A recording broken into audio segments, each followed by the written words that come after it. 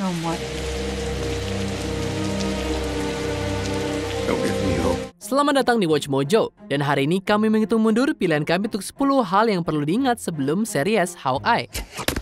Good job, Hawkeye. You know, I totally support your avenging. I couldn't be prouder. It's just some Christmas.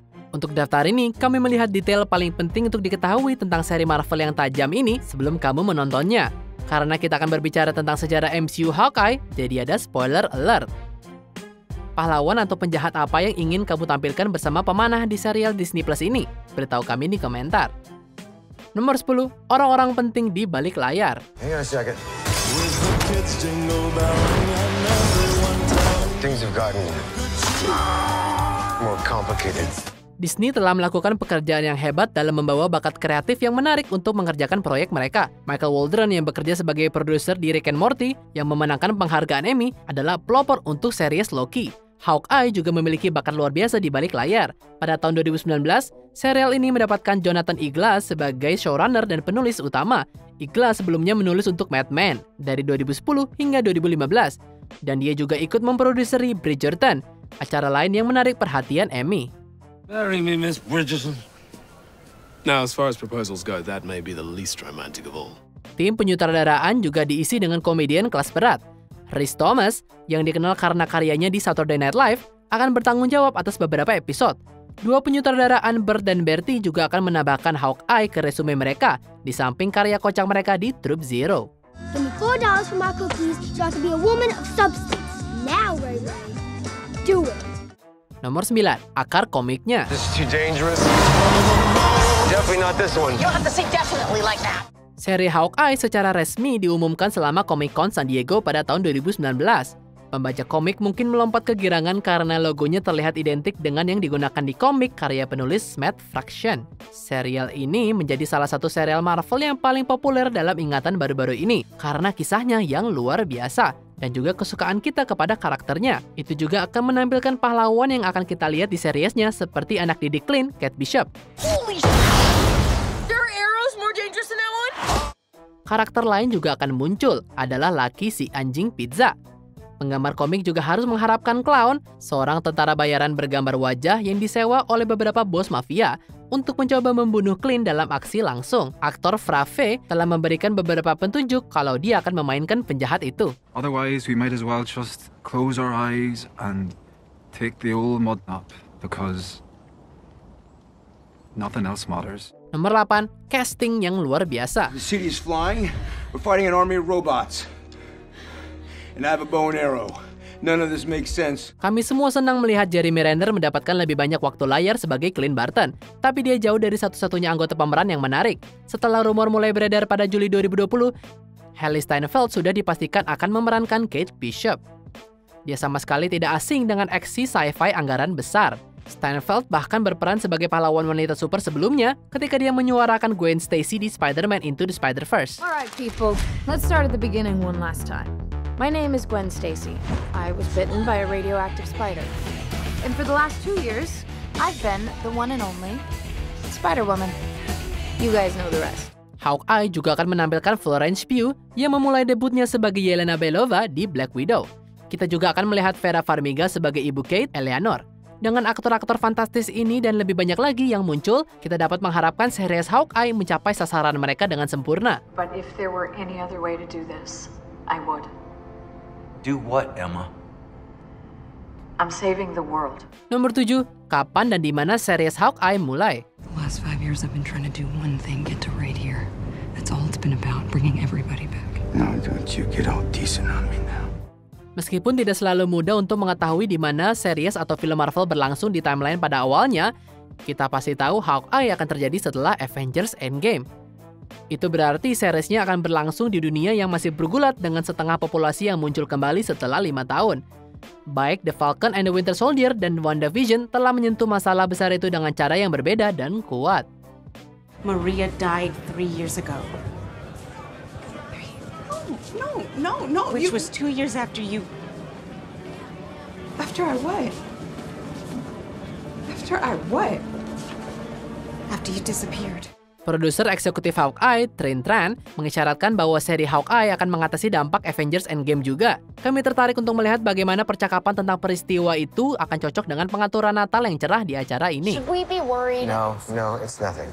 I'll be home for Christmas. Nomor 6, pentingnya swordsman. But I'm going back out there because it's my job. Okay, and I can't do my job and babysit. Doesn't matter what you did, what you were. Sebelum Clint bergabung dengan S.H.I.E.L.D. dan dikenal sebagai Hawkeye di komik, Avengers dilatih oleh swordsman. Dan hubungan mereka menjadi rumit. Swordsman telah menjadi pahlawan dan penjahat sepanjang karirnya. Jadi akan menarik untuk melihat bagaimana Hawkeye akan bereaksi melihat mentornya. Hubungan mereka juga bisa membantu kita mendapatkan lebih banyak wawasan tentang kehidupan misterius Clint di luar Avengers. No, I'm gonna live forever. I'm gonna be made of plastic. Your beverage. You'll be made of you, Mr. Barton. Your own girlfriend won't be able to tell the difference. Well, I have a girlfriend. Di series ini, Swordsman akan dimainkan oleh Tony Dalton. Siapapun yang melihatnya di Better Call Saul akan tahu betapa bagusnya casting itu. Di acara Better Call Saul, dia berperan sebagai Lalo Salamanca, seorang anggota kartel narkoba Meksiko yang menawan namun kejam. Look, I'm gonna be in town for a while, so, we'll talk some more. We owe you. If you need a favor, I'm your man. Nomor 5, debut Kate Bishop. You're a Hawkeye! Who the hell are you? Salah satu alasan utama kami senang melihat Hailey Steinfeld bergabung dengan MCU adalah karena betapa pentingnya karakternya. Hawkeye versi Kate Bishop memulai debutnya pada tahun 2005 sebagai anggota Young Avengers. Sejak itu, dia merebut hati pembaca melalui pesona, kecerdasan, dan ikatan yang mengharukan yang dia bagikan dengan mentornya.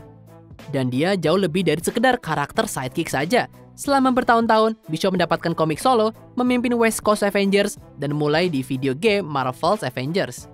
Oh, hey! What's up? What took you so long? Fighting robots? Ha! Me too. Oh, speaking of... Masuknya dia ke MCU juga membuat kita optimis bahwa kita akan melihatnya di tim Avengers muda live action setelah petualangannya dengan Hawkeye. Some people have actually called me the world's greatest archer. Are you one of those people? Nomor 4, waktu Clint sebagai Ronin. It's definitely Barton. What he's done here, what he's been doing for the last few years. I mean, the scene that he left. I gotta tell you, there's a part of me that doesn't even want to find him.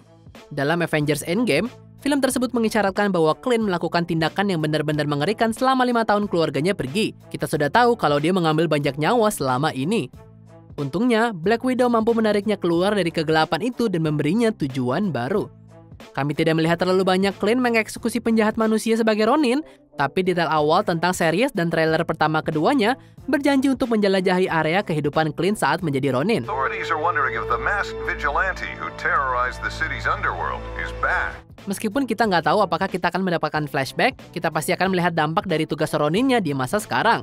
Mungkin The Clown atau seseorang yang lebih buruk akan dikirim untuk membunuh Clint karena perbuatan gelap yang ia lakukan sebelumnya. When I wore this suit, I made a whole lot of enemies. Nomor 3, kehidupan keluarga Clint. Yeah, we would have called ahead, but we were busy having no idea that you existed. Yeah, well, Fury helped me set this up when I joined.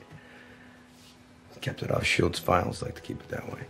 Avengers Age of Ultron menunjukkan bahwa ada kemungkinan bagi seorang superhero untuk punya keluarga seperti Clint.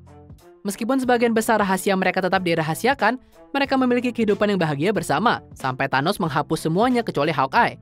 Kami lega melihatnya kembali ke keluarganya di Endgame. Guys, I think it worked. Tapi itu tidak berarti semuanya berjalan mulus. Meskipun kami melihat Hawkeye menghabiskan waktu berkualitas bersama anak-anaknya di trailer, kami juga tahu dia harus meninggalkan mereka lagi. Absennya istrinya Laura dalam teaser tersebut juga membuat kami khawatir jika tindakan gelap Clint menyebabkan pasangan itu berpisah. Setelah semua hal mengerikan yang keluarga Barton lalui, kami berharap mereka memiliki akhir yang bahagia. This is the first Christmas we've had together in years. I love you guys. I'm making up for some lost time. Nomor 2, spin-off Echo.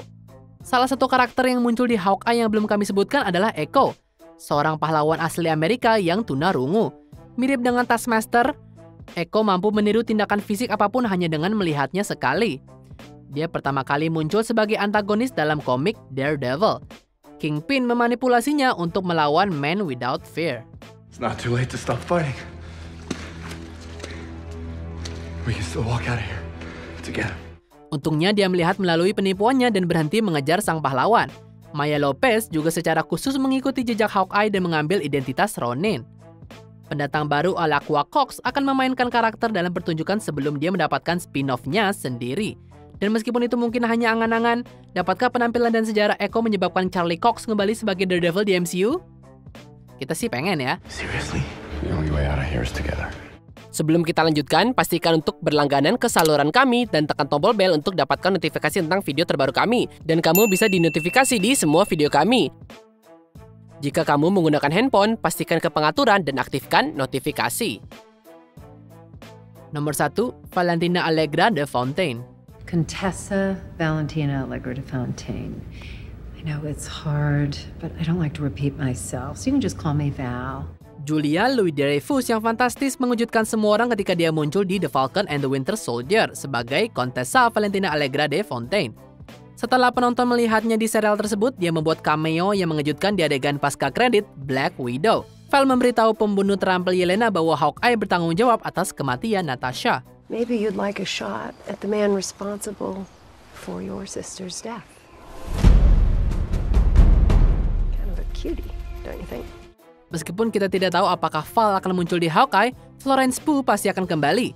Mengingat seberapa dekat dia dengan Natasha, kami memiliki perasaan bahwa dia akan membiarkan tinjunya berbicara ketika dia pertama kali melihat Hawkeye. Kami berharap mereka akan segera berdamai sih. Jika tidak, Yelena mungkin menjadi bagian dari sudut misterius apapun yang Val telah kerjakan sejak penampilan Falcon and the Winter Soldier-nya. Things are about to get weird. So when they do, we're not gonna need a Captain America. We're gonna need a US agent. Apa kamu setuju dengan pilihan kami? Jangan lupa subscribe ke Watch Mojo dan nyalakan notifikasi untuk semua video kami.